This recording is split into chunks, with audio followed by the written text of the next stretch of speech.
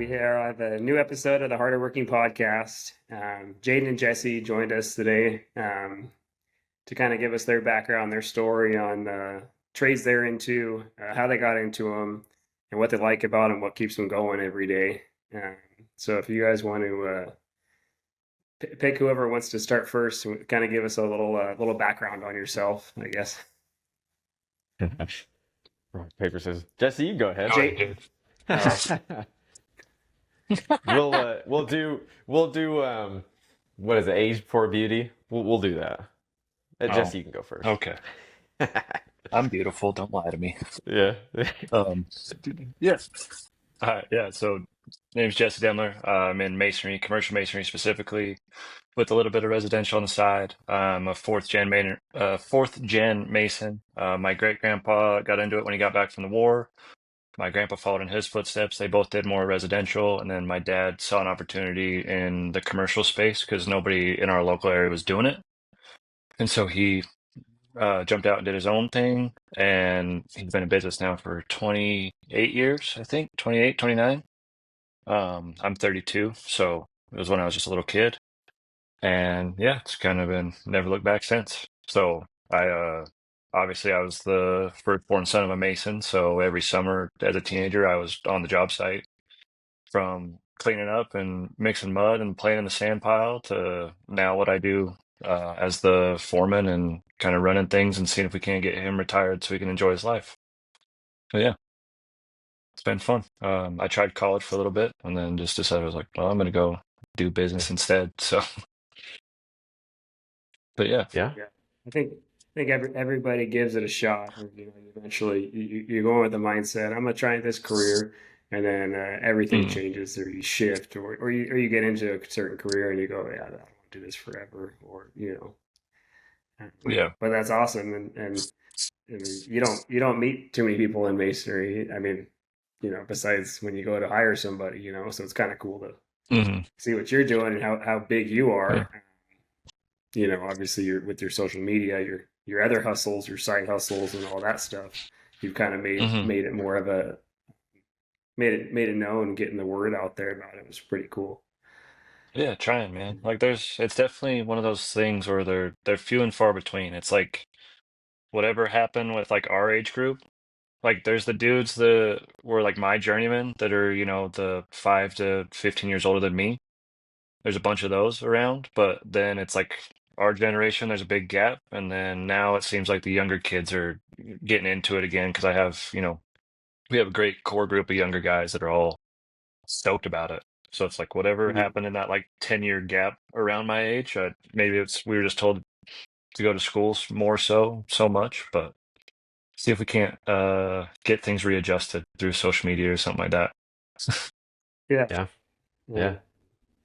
Yeah. People you don't really know what you like until you actually try it. Yeah.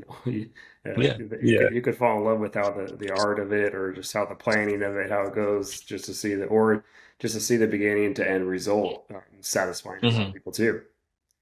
Yeah, for sure, dude. Exactly, and that's what hooked me. Is it's like, okay, we take a little brick, and then that creates this whole thing that you can see every day. So that's kind of what hooked me, is being able to, I guess, one, you can see your progress, and two, you can like, hey, I did that, and it's always there, and it's kind of loud and proud as far as masonry goes. Yeah, the whole "I did that" thing that I think Mm. you made a meme on it, never, but my girlfriend hates Yeah. it when, and it's so Yeah. true, because I'll be driving up the 405, and I worked most of my career in LA area, West LA area, and then South Bay of Southern California. And so if you drive with the Mm. 405, I've done so many jobs and so many polls.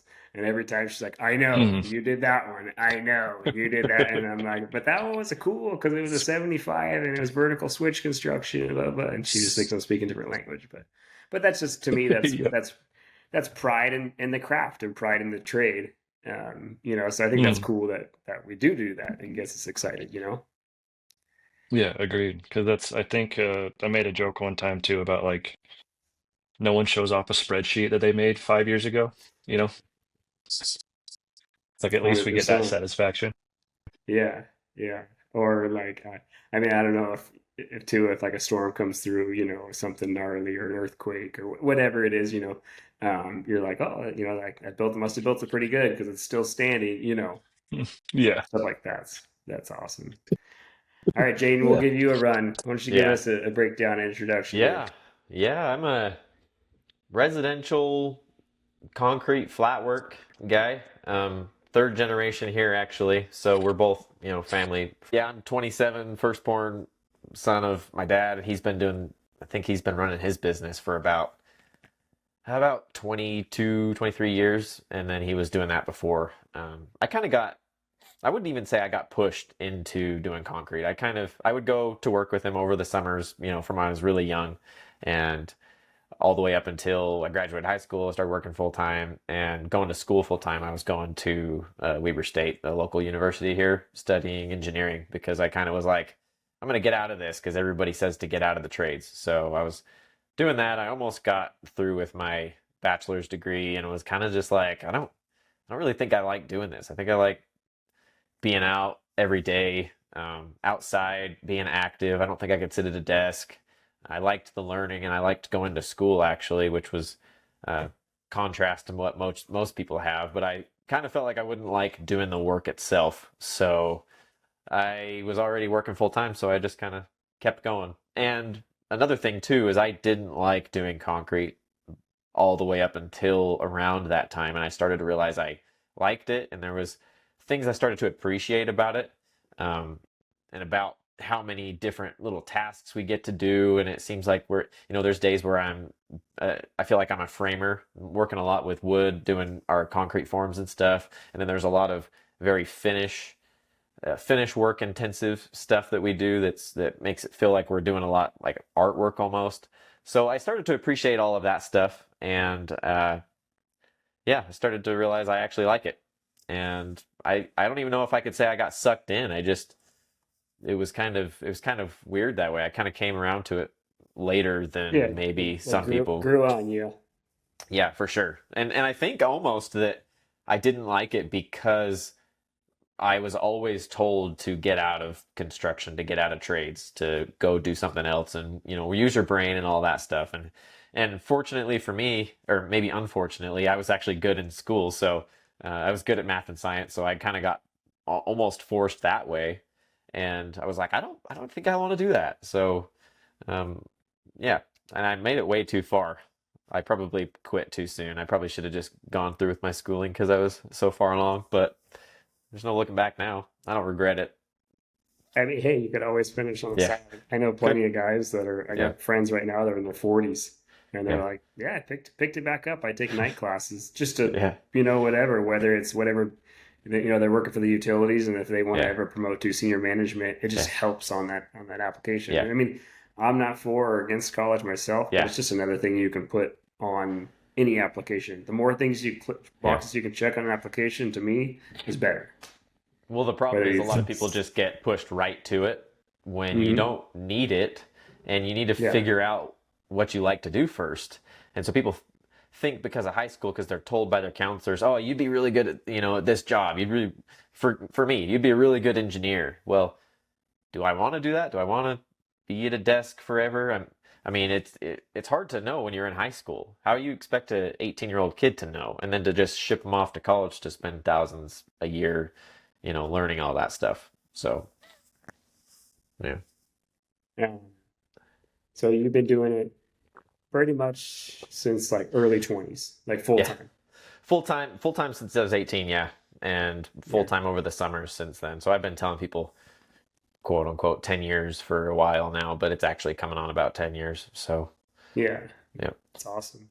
So if somebody wanted to, say, pursue that or get into that, is that just, word of mouth or the prereqs for your type of, doing all the concrete finish work and all that stuff? S Because I know a lot of it has to be, I've seen those guys stamp in it, and yeah, I've seen customers get offended and be yeah. sensitive and mad if it's not absolutely perfect, and even though they pick that color and oh no, I don't, so I imagine that's like a tedious process to become pretty good at. Yeah, fortunately for us, we work for mainly general contractors, and we have a lot of good contractors we work for. We don't do a lot of homeowner work, but Mm, we actually don't do a lot of stamped work anymore. That's beside the point, just because it's a lot of people don't want to pay for it nowadays. Um, yeah. it's a lot of word of mouth. We haven't really hired very many guys off like online or anything. We actually have hired cousins and family members. We just hired one of my wife's cousins. It's people who show interest and really it, it's partially if you have someone you know, it's really easy to go get a job. It's hard to want to hire guys if you don't know them and don't know anything about them because we've done that a lot. We have hired people and it works out sometimes and sometimes it's just like they don't care to put in any sort of work to actually do this. They're just here to get a paycheck and they decide, you know, spend all this time training them and then they just leave and go do something else. So Yeah. it's the prerequisite we look for is if you're interested and you want to learn and you're here to work, it's there's too many people that just want to show up and get a paycheck and not really put any effort in. So, No, they just have to kind of show dedication and show that they're yep. going to stick around. Yeah. I mean, Hmm. especially if you're teaching somebody an art. Yeah. To me, if you're putting all that time and investment into that person, they're just going to dip. It sucks. Yeah. Yeah. Mm. All that training.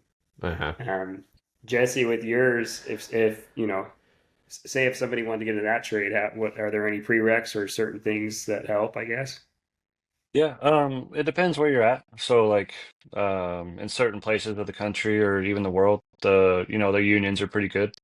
So like your upper northeast and upper northwest and things like that. And in that case, going to the hall and getting an actual apprenticeship and going through trade school, you can go that route.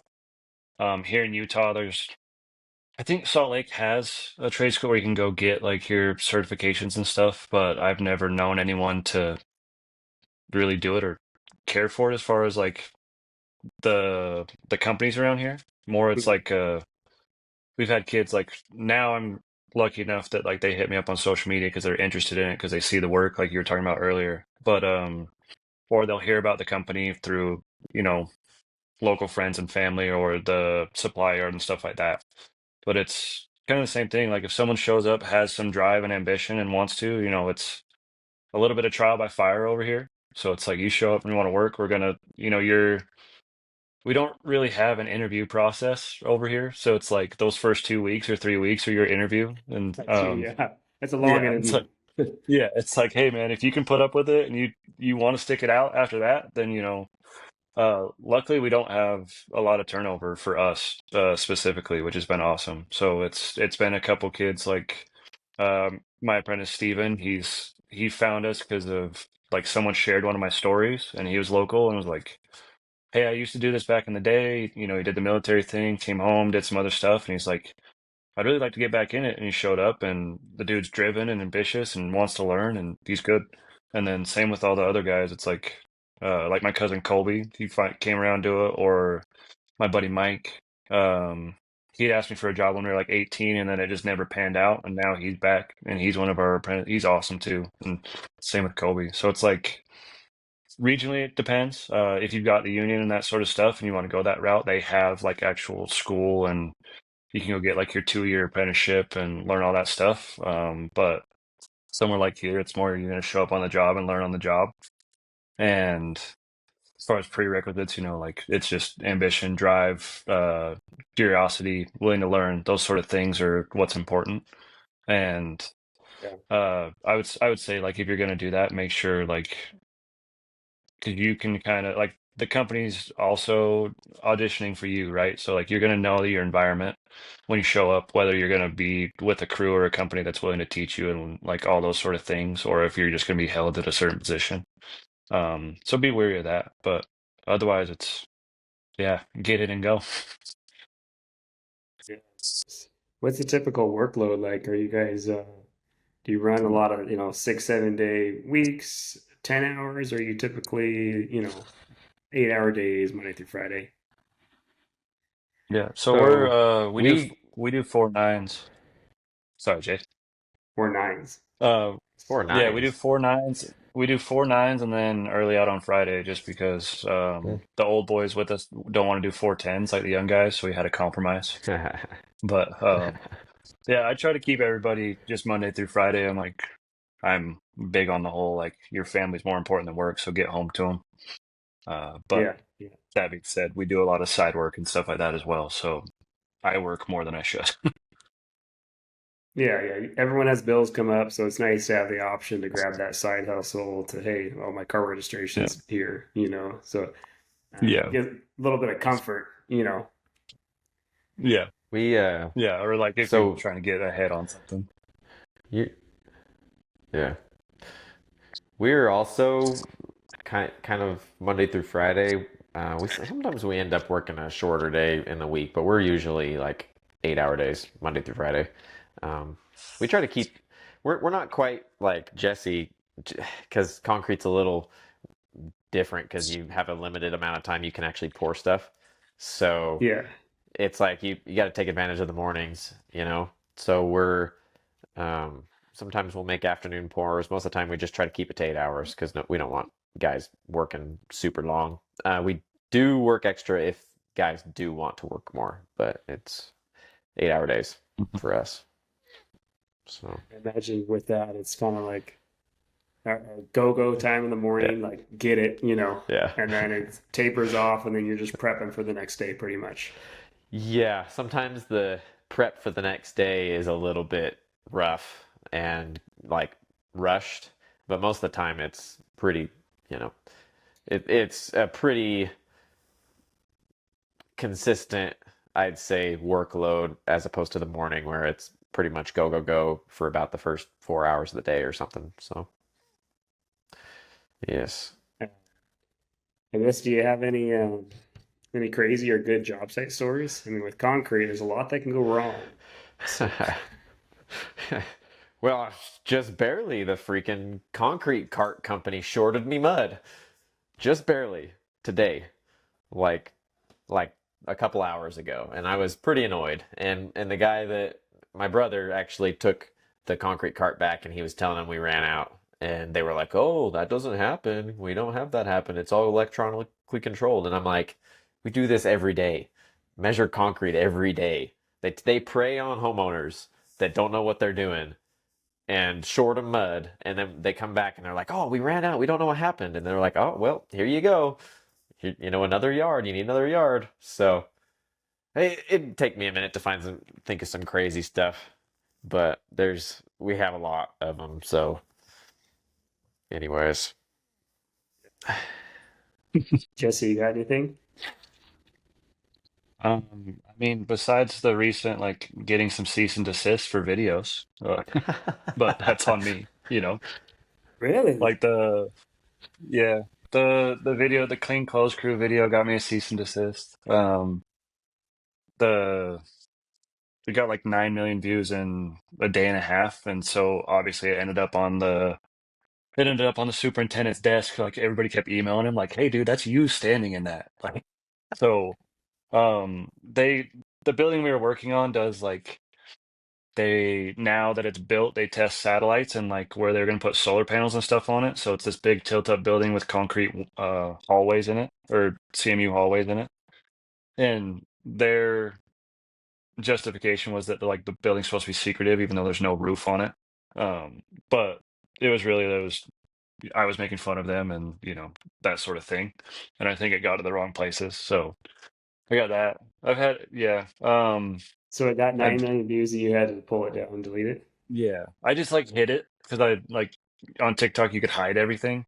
So I like hid it and then like would try to like sneak it back up every once in a while, and then eventually they sent like to our office. They're like, "Hey, we asked you to stop." Like so now that it's been like 4 years down the road, I've reposted it and it's obviously not as viral, so it's not as bad. But um yeah, that was on me for videoing some guys that had a big logo on their back. Like yeah, we got that. That or the one I was talking about, the stone on that house up there. That dude called our supplier and was trying to get a hold of me and was mad, but that's kind of par for the course. Yeah, stuff like that. And then just doing cool stuff like we just did a building on campus that was 75 feet tall. So going up that on scaffold was cool. And or the other building before that, we were setting precast that each weighed, 5 to 6,000 pounds, and then laying brick in between them and stuff. So there's cool stuff, like as far as that goes. Yeah, I see lots of Yeah. cool stuff you do. Well, thanks. makes It makes me sometimes envious. I don't know. Like sometimes I see other trades and I'm like, man, that'd be cool to do. I wonder what that would be like to do that instead. But Right. and then people say the same thing about what we do. So Yeah. That's the I beauty of the whole social media thing, I think, yeah is like yeah everybody can scratch that curiosity itch and like see the process of things, or like, yeah maybe it gets somebody interested in something and they can pursue it that way. yeah But yeah. I did just think of a story. I did just think of a story. Speaking of Shoot. homeowners, speaking of homeowners and not liking how things are, we one time worked up in Park City. I don't know if you know where Park City is, Cody. It's Yeah, a, I've been uh, there. yeah, I'm an it's avid snowboarder. yep. Lots of people go there for that, and it's a lot of rich people live there. And we used to do a lot of work up there, a lot of fancy big houses, and we had this Yeah. crazy lady that was always causing issues with the workers and stuff, and she just seemed like she was pissed off at life for some reason. It was weird. But we went through and spray painted out where her patio was going to go. It was going to have some curves in it and stuff. And we formed it up and all that. Formed it up right on top of the spray paint, like right where she told us she wanted it. And we were in the middle of pouring it actually, and she came out and was like standing on the deck over us, and she was like, "That's not where I wanted that." And we were like, "Well, you saw it. It was like it was on the spray paint." And she was like, "Well, the spray paint must have moved." And she was like yelling at us, and we're like, what are you talking about? This is some crazy stuff. Like there's some crazy homeowners out there that just want to ah, they just want to be mad for no reason. And so she tried Yeah, they having want to us be move it. heard. They want to be Yeah. heard. Yeah. yeah. It's Yeah. crazy. Yeah, So when I used to push a crew and we'd have irritated customers, the power's out, whatever. Your responsibility as a foreman is to mediate that situation. A lot of times they just want to be heard. So you just yeah. gotta let them get that "bah" for a couple minutes, and then all of a sudden Yeah. and then everything's copacetic. We we've had before where we've blocked people's driveways a little bit and they've come out and been like, "Hey, I need to leave soon." And we're like, "Okay, just let them know and we'll get the truck out of the way while we're in the middle of pouring something."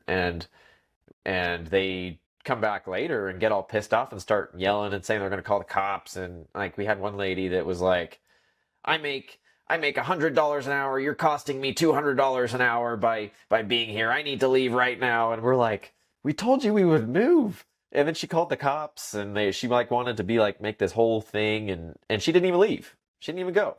It's like, what are you talking about? You didn't even leave anywhere. You spent more time yelling at us than anything. There's crazy people. Construction brings out crazy people. Yeah, sometimes people are just looking for conflict. It's a bummer. But then there's also sometimes our immediate reaction is get defensive. But then at the same time, you're like, Yeah. we don't know what type of day they're having. Yeah. We don't know what they just went through, whatever. So Yeah. I'm not perfect, but I always try and have that attitude towards it. Yeah. Well, that lady was cool later. She was just Yeah. must have been on something that morning. So we all figured because it was over the top, and that's how it usually goes. So Surprised she didn't have breakfast yet. It's like my girlfriend. If she doesn't have eat anything in the morning or she's tired, Yeah. you just steer clear. yeah, yep, Um, anyways, like the side hustle thing too. Like, obviously, Jaden, you picked it up and started doing the podcast, and then Jesse, you're blowing it up on social media. Um, it, I guess, is that considered work for you guys? go ahead, Jesse. Yeah, at this point, I definitely consider it work. Not in the sense of like Monday suck work, but like Yeah, yeah. it's replaced my need to go out and like do actual side jobs. So like I still Hmm. go do them occasionally because there's stuff that comes across my desk that I'm like, cool, that's awesome. And I'll go do it. But my social media has more or less replaced that income and like that time. And then Yeah. like it's something that allows me to have more time here at the house too. So it's been really cool. never really thought it would get that far, but here we are. So it's pretty sweet.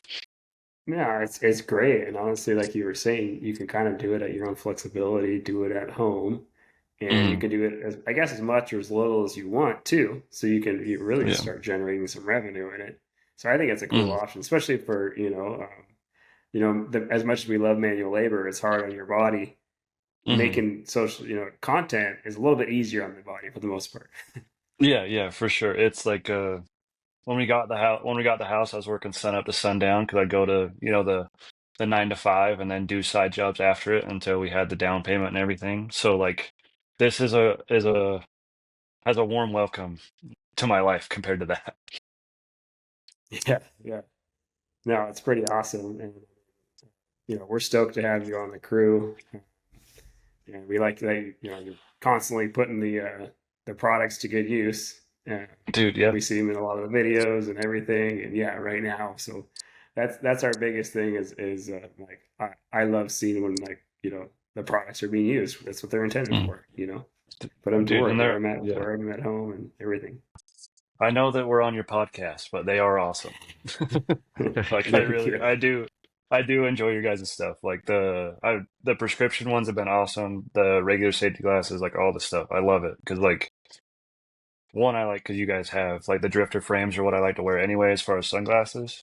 But two, Mhm. like I don't look like a dork wearing safety glasses and they're comfy and they work. Like you guys killed it with it. Like I love it. So thanks for having me. It's been awesome. I will Yeah, add to that they're a decent price too, and they're not like outrageously expensive. yeah, yeah. So I put myself as kind of a typical like as a customer. I kind of design them for people just like me. Mm. And and I want to keep the prices at everything's expensive these days. I want to keep the prices at a decent spot, so it's not a burden, especially if you lose them or something, whatever it is, Yeah. or you want to pick up a new pair. It's not like, oh, because I remember when I was younger, I'd be going up river on a boat, and I turn my head, and there goes a Yep. hundred and something dollar Yeah. pair of Oakleys. Well, that just ruins your whole day. Not only now you don't have glasses for the rest of the day, but like when you like knowing inside, like like I grew up poor. I'm cheap. Like I just lost $100 and some pair of glasses. It just hurts me the rest of the Oh. day. Hmm. Bro, how did you transition from working like in construction to creating this? Like what got you to here? Yeah, it was something I wanted to do, or it's just an idea. Like I just saw a need for it. Like when I worked Mm. for big companies, I worked for LADWP in Southern California, Edison, and their issued standard issue safety glasses were just the cheapy throwaways. So Yeah. nobody wore them. I never wore them, and none of my employees ever wear them. Even through my whole apprenticeship, I didn't wear them, and you could get in trouble for not wearing the actual company ones. We would just wear regular non-rated Oakley's electrics or Spies, but then if you would mess up one of those, or just in case anything happened, we had a flash or something hit you in the face, you wouldn't be you'd be liable, you wouldn't be covered, you'd get fired because you weren't wearing compliant safety eyewear, and there's so many different things. So I just always saw the need for it, and I didn't know of anything stylish out there. So I was just like, I wish they had like the Wayfarer style, and they just threw a side shield on it, and then so Mm. I started, I could go on and on all day about how but I literally molded the first pair like out of like clay, and then I found a manufacturer on the side, and actually I had the glasses like made and built, and then I used to do these things called Lyman's rodeos where I would compete, and I'd go all over the U.S. competing in these rodeos. And so I'd wear them to the rodeos. This was before I even started the business. I kind of built the glasses up, and I would get great feedback from everybody. And so that's what kind of like, hey, I'm not it's not just me, type thing. It was just like a little side, little passion project thing. But I definitely saw a need for it. And then when I Mm. finally decided to go all in, I decided to do it, and I sold for a few years, on the side, and I worked in a busy yard. So I was working 80 or 100-hour work weeks, a couple 24s, here or there a week. I was on call all the time. I was an OT whore for a while. I was in my prime, and I was just saving, stacking cash, buying rental properties, just crushing it. But eventually the orders started getting bigger and bigger and bigger, and I'd be coming from 24s. I'd fill orders. I'm in the garage. My girlfriend would take them to to the post office and just started scaling. And eventually it got big enough to where I had to make that decision where it's like, hey, do I want to go all in on this? And then I need to Hmm. acclimate, like put all my time and focus and energy into this. Um, and that was 2 years ago when I drug up, as they say, it's quitting. I still have my journeyman ticket. I Yeah. can still go back to work whenever I want. But it's been awesome. It's been great. Oh yeah, dude. That's awesome. I love to hear that. Yeah, yeah. But Okay. anyways, we're going long. Um, I, I guess anything else you guys want to, any future generations out there, any words of wisdom? I think Uh, just give the trades a chance, you know? I think a lot of people, like you said, I think you said earlier, a lot of people give it a try.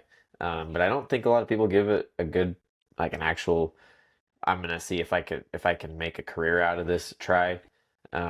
They or they end up at a crappy company and decide that's how all the trades are. I know a lot of people that have had bad experiences, and they're like, "Yeah, the company I worked for, they didn't pay me crap. They didn't teach me anything. I had to go do something else, and all the trades suck." Is basically what they come away with. But there's people like that, but there's people that are really good to work for. You can learn a Hmm. lot, and you can make a lot of money. You can take those skills and do just about anything else, and you can try different trades out, and it's not going to cost you anything, and you're going to be paid to learn. So that's the biggest thing. Just give it a try, open mind. Don't listen to all of the naysayers about how bad it is. Over like everybody acts like you're gonna just die, like keel over from working in the trades, and it's not that bad. You take care of yourself. If you fall into the trap that everybody usually does of the lifestyle, then maybe, but they can be good careers. Yeah, yeah. No, that's good. for sure. Yep. And that's a. I'd follow up Jaden's with our our little motto here of like take care of your shit and it'll take care of you.